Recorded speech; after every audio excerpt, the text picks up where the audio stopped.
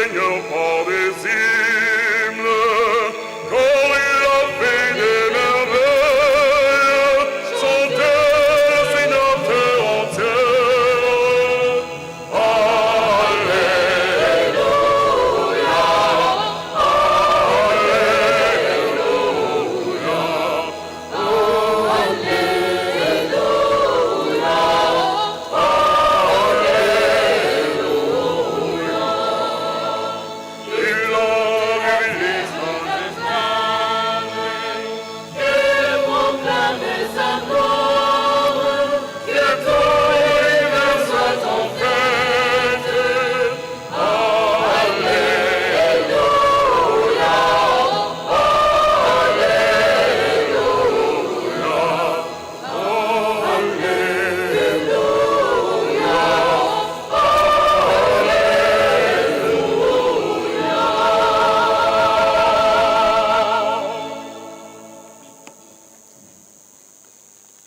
Le Seigneur soit avec vous.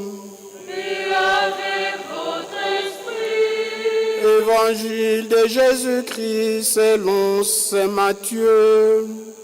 Gloire à toi, Seigneur. Quand Jésus vit la foule qui le suivait, il gravit la montagne. Il s'assit et ses disciples s'approchèrent. Alors, ouvrant la bouche, ils s'instruirent. Ils disaient, « Heureux le pauvre des cœurs, le royaume des cieux est à eux. Heureux les doux, ils obtiendront la terre promise.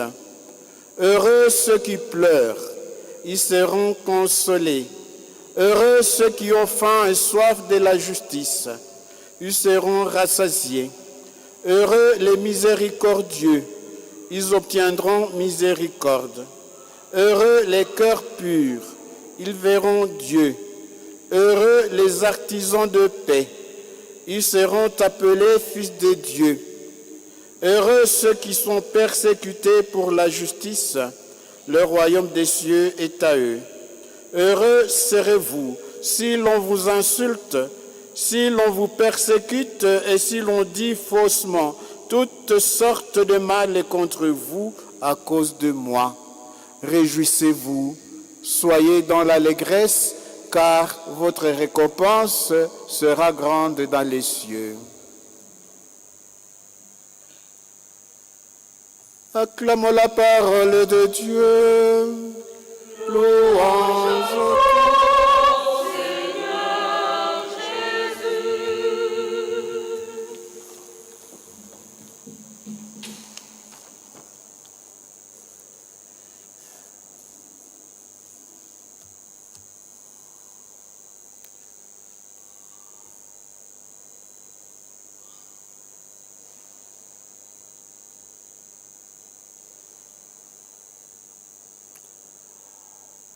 Bien-aimés de Dieu, loué soit Jésus-Christ.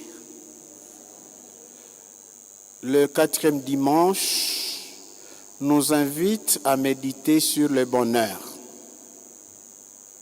Le bonheur, l'aspiration de tout le monde. Nous aspirons tous au bonheur. Nous pensons que le bonheur, c'est surtout ce qui est matériel, ce qui est visible. Le Christ désire aussi nous faire méditer le bonheur. Et il nous invite à son bonheur, pas le bonheur du monde, mais le bonheur de Dieu. La parole de Dieu nous invite au vrai bonheur. Cette parole nous révèle le chemin vers le bonheur. Nous venons d'apprendre que dans l'Évangile, que Jésus a gravi la montagne. Il s'assoit sur la montagne avec ses disciples et la grande foule vers le bas. comme Moïse sur la montagne pour recevoir et présenter le décalogue, les 10 commandements, les 10 paroles de Dieu, ce qui fera la vie d'Israël, ce qui fera le bonheur d'Israël.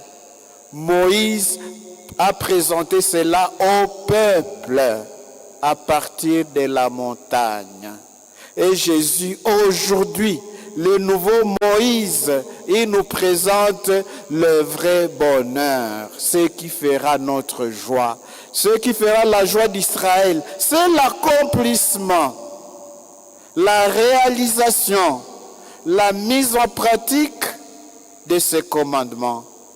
Comme nous aujourd'hui, nous sommes invités à mettre en pratique les béatitudes.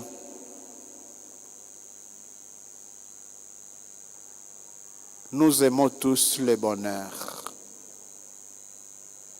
Et nous pensons que le vrai bonheur, c'est d'avoir de l'argent. Et celui qui n'en a pas, il dit, celui-là, il est bienheureux. Celui qui n'a pas de mariage, il dit, celui-là qui a réussi dans son mariage, il est bienheureux. Ce couple qui n'a pas eu d'enfant, il se croit malheureux, il n'a pas le bonheur. Le couple qui a un enfant, il est bienheureux. Celui qui a son PhD ou quel diplôme, je ne sais pas, et parce que lui qui n'en a pas eu, n'a pas le bonheur. Celui qui a la santé, il est bienheureux aux yeux de celui qui n'en a pas, dont la santé est chancelante.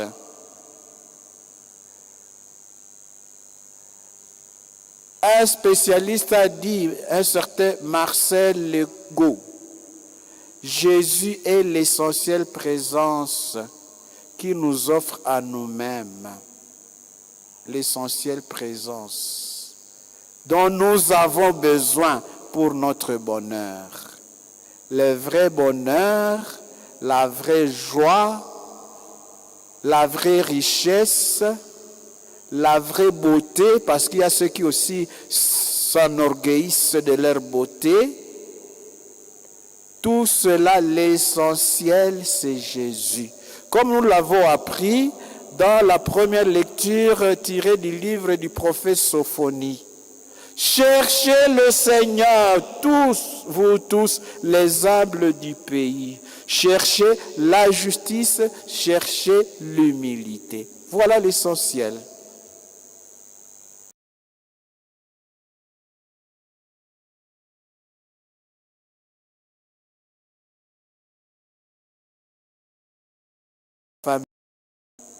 Ce ne sont pas les enfants, ce n'est pas non plus, je ne sais pas quelle autre richesse ou le travail.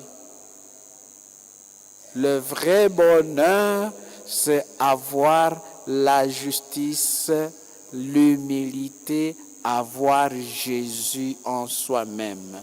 Voilà ce qui procure le bonheur. Le vrai bonheur. Et à ce moment-là, cela fera notre joie si nous avons Jésus. Nous n'allons pas nous montrer devant les autres en pensant qu'ils ont échoué dans leur vie et que c'est nous qui avons réussi dans notre vie, que les autres ne sont rien dans la famille. Et c'est ce qui arrive souvent malheureusement.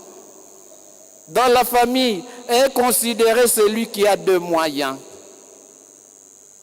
celui qui a la possibilité, qu'il soit le cadet ou la cadette de la famille, peu importe, l'essentiel qu'il est cela. Et c'est ça la vie matérialiste. Nous sommes des matérialistes. Jésus nous révèle une autre forme de bonheur, que le bonheur n'est pas en cela Par contre, le bonheur, c'est de vivre les vertus évangéliques. Et c'est ce qui fera notre bonheur. Saint Paul le dit à la fin de cette deuxième lecture. Celui qui veut s'enorgueillir, qu'il mette son orgueil dans le Seigneur. Voilà. Il ne faut pas dire, moi je sais ci, je sais là, je suis tel, je suis directeur, je suis, gestionnaire, je suis...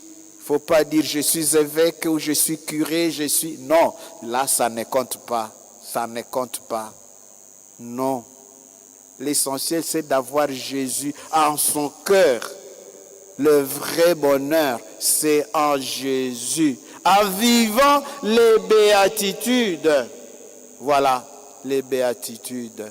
Si vous les comptez bien, elles sont 9. 9 béatitudes.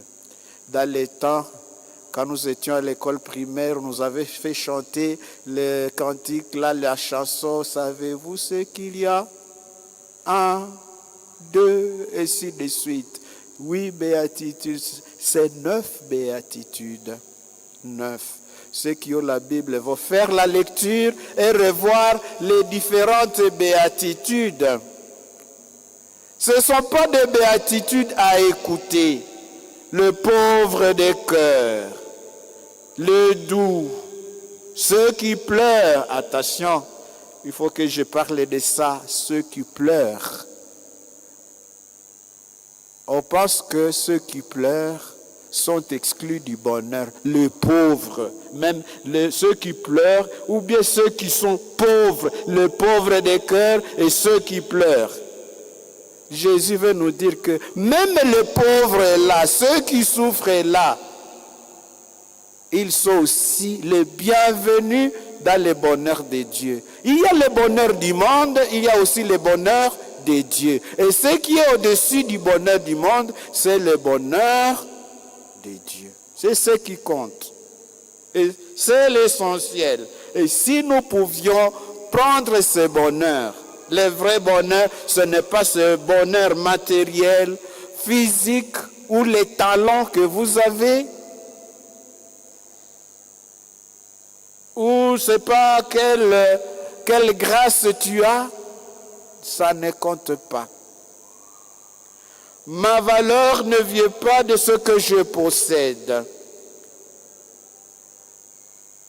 Nous allons demander au Seigneur pour que nous puissions fournir un effort pour vivre l'une ou l'autre béatitude. Ces béatitudes ne sont pas à écouter, ou à lire, ou à retenir, mais ce sont des béatitudes à vivre. Nous devons les vivre. Essaie de voir quelle béatitude tu peux intégrer dans ta vie. Pauvreté de cœur, tu peux être riche, mais pauvre de cœur. Donc un homme détaché de biens de ce monde, combien même il peut en avoir, il néglige, alors celui-là, il est pauvre de cœur. Ceux-là qui ont faim et soif de la justice, ceux qui accordent le pardon, les miséricordieux, ils obtiendront miséricorde. Ceux qui ont le cœur pur, les artisans de paix, comme Saint François nous y invite, Saint François d'Assise, que nous soyons des instruments de paix. Ceux qui sont persécutés pour la justice. Seigneur, donne-nous cette volonté de vivre le vrai bonheur en toi, pas le bonheur de ce monde. Demandons également la grâce de rechercher Dieu à plus de ce que nous recherchons d'habitude, l'argent, le succès, le travail, et ainsi de suite. Mettons-y notre détermination. Cherche le Seigneur. cherche la justice, cherche l'humilité. Jésus ne veut pas faire participer, il veut nous faire participer à son bonheur. Aide-nous, Seigneur, à partager aussi notre bonheur à ceux qui n'en ont pas. La joie du bonheur, c'est de partager. Quand vous partagez avec ceux qui n'ont rien, voilà la joie, voilà la réussite. Apprends-nous à marcher sur le chemin des béatitudes et que la Vierge Marie prie pour nous, pour que nous soyons des assoiffés vraiment de la justice de Dieu, du vrai bonheur, le bonheur qui vient de Dieu. Le Seigneur soit avec vous. Lèvons-nous pour confesser notre foi.